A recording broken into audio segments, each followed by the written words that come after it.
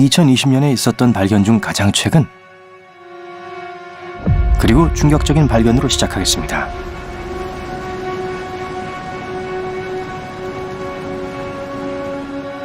태양계에는 지구 말고도 생명체가 있을지 모릅니다. 이곳은 금성이에요. 태양에서 두 번째 행성이자 지구와 매우 닮았어요. 금성의 크기와 질량이 지구와 비슷하기 때문에 지구의 자매 행성으로 불립니다. 하지만 조건은 지구와 다르게 끔찍합니다. 온실 효과 때문에 표면의 온도는 477도까지 올라갑니다. 그리고 대기압은 마치 900m 물속에 있는 것처럼 무거워요. 하지만 이 적대적인 세상에 생명이 있을 수 있습니다. 수년 동안 이 주제에 대한 논의가 있었는데요. 2007년 과학자들은 금성에 한때 바다가 있었다는 것을 발견했습니다. 즉, 먼 옛날 어떤 형태의 생명체가 살았을지도 모른다는 거죠. 2020년 가을, 지금 금성의 생명체가 존재하는지를 알아내기 위한 역사적인 논쟁이 있었습니다.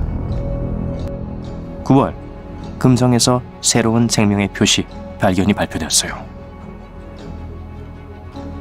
아타카마 사막의 알마 망원경은 금성 위에서 수소 화인을 발견했습니다. 그리고 이 가스의 양으로 볼 때 특정 미생물에 의해 생성되었을 수도 있다는 것을 암시하고 있죠. 하지만 이미 10월의 데이터를 다시 분석했고 새로운 결과는 그것이 오류였음을 나타냈습니다. 그래서 오늘날 우리는 금성에 어떤 생명체도 살지 않는다고 생각합니다. 하지만 누가 알겠어요?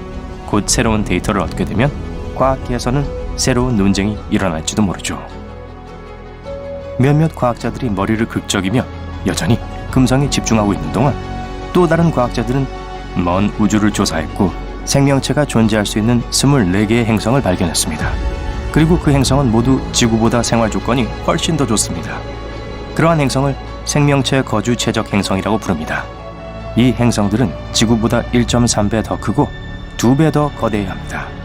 따라서 더 강한 중력을 갖게 되고 그 결과 더 밀도가 높고 더 따뜻한 대기를 갖고 있어요. 그래서 거주 최적 행성의 기후는 지구의 열대 기후와 비슷할 거예요. 이 점은 살아있는 유기체의 다양성을 최대한 보장할 수 있죠. 그런 행성의 호스트 항성은 적색 외성일 거예요. 적색 외성은 태양보다 훨씬 작고 그렇게 밝지도 않습니다. 하지만 수명은 700억 년에 이를 수 있습니다. 비교하자면 태양의 수명은 7배 더 짧고 이미 절반은 넘어섰습니다. 천천히 그리고 꾸준히 하면 언젠가는 승리하듯이 이런 긴 수명은 잠재적 생명체가 발전하고 진화할 수 있는 충분한 시간을 줍니다. 여기 거주 최적 행성이라는 이름에 어울리는 행성이 있어요. 케플러 1649c인데요. 2020년에 이 행성은 지구와 가장 유사한 행성으로 명명되었습니다. 지구보다 겨우 6% 넓다고 해요. 우리 태양 크기의 4분의 1 크기인 적색 외성을 공전합니다. 거주 가능 구역이 있고 공전하는데 19.5일이 걸립니다. 케플러의 기후는 여전히 미스터리로 남아있습니다. 우리가 태양으로부터 받는 빛의 약 75% 정도를 받는다고 알려져 있어요. 그래서 표면의 온도는 지구와 비슷할 거예요. 하지만 대기의 구성과 생명체가 나타나기 위해 필요한 다른 조건들에 대해서는 아직 알지 못합니다. 다음 발견은 인류가 본 가장 놀라운 광경 중 하나입니다. 별과 블랙홀의 충돌이죠. 2019년 9월, 과학자들은 6개월 동안 태양과 비슷한 별이 어떻게 스파게티화되는지를 관찰하기 시작했습니다. 이 충돌의 빛은 2억 1,500만 광년을 이동했고 우리는 블랙홀이 약 140만 킬로미터 너비의 별을 삼키는 것을 보았습니다. 이 검은 원반은 너무 무거워서 믿을 수 없을 정도로 강한 중력을 가지고 있습니다. 어떤 것도 그것의 중력장을 벗어날 수 없어요. 그리고 이제 별이 천천히 블랙홀에 접근하는 게 보여요. 우선 별의 빛나는 층이 블랙홀을 향해 뻗어나가기 시작합니다. 별은 마치 실뭉치가 풀리는 것처럼 보입니다. 그러고 나서 블랙홀의 가장자리에 이 뜨거운 플라즈마가 남아있는 것을 볼 수 있어요. 그리고 이 입자들이 그 주변을 돌고 있는 것처럼 보일 수도 있습니다. 하지만 그건 착각일 뿐이에요. 이 빛의 고리는 사상의 지평선이라고 불립니다. 블랙홀은 공간뿐만 아니라 시간도 비게 만듭니다. 이렇게 가까운 위치에서는 시간도 느려지죠.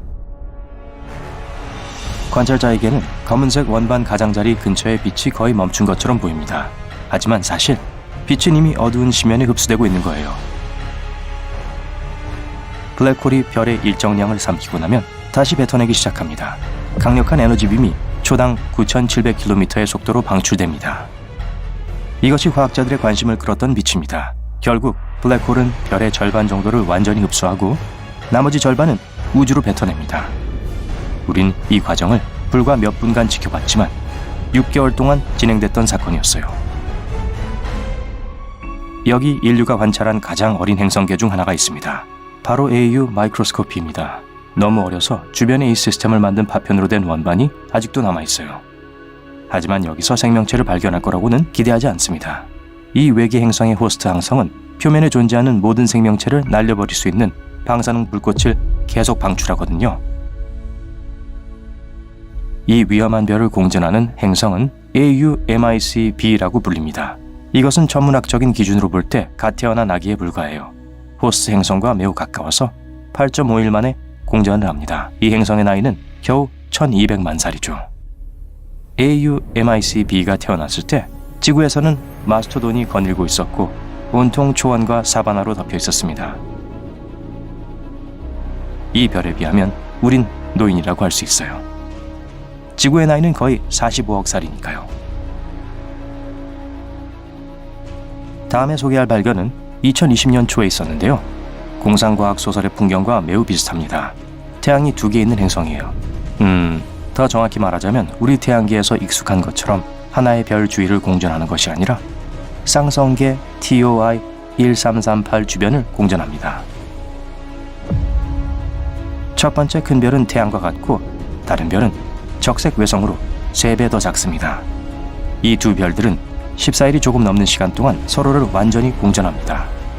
이 두 별의 궤도를 도는 행성은 지구보다 훨씬 큰 토성의 크기입니다. 비록 그곳에서 일물과 일출이 표현할 수 없을 정도로 아름다울지는 몰라도 이 행성은 어떤 형태의 생명체에도 적합하지 않을 거예요.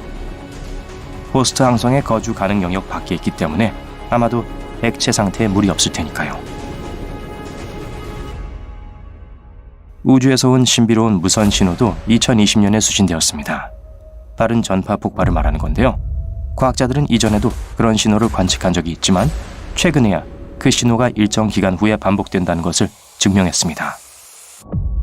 새로운 데이터는 과학자들이 아주 대담한 이론을 내놓도록 만드는데 그 신호의 원천이 마그네타일지도 모른다고 주장합니다. 마그네타는 작고 태양과 같은 일반 별에 비해 질량이 큰 중성자 별입니다. 하지만 우주 전체에서 가장 강한 자기장을 가지고 있습니다. 하지만 수명은 매우 짧습니다. 겨우 100만 년이죠. 하지만 올해 과학자들을 가장 당황하게 만든 발견은 달이 녹슬고 있다는 사실입니다. 부식이 일어나기 위해선 산소와 물이 필요하지만 달은 그 두 가지를 가질 수 있는 대기가 없습니다. 주요 이론은 태양풍 때문이라고 말합니다. 태양풍은 엄청난 속도로 움직이며 지구 상층 대기의 산소를 긁어갑니다.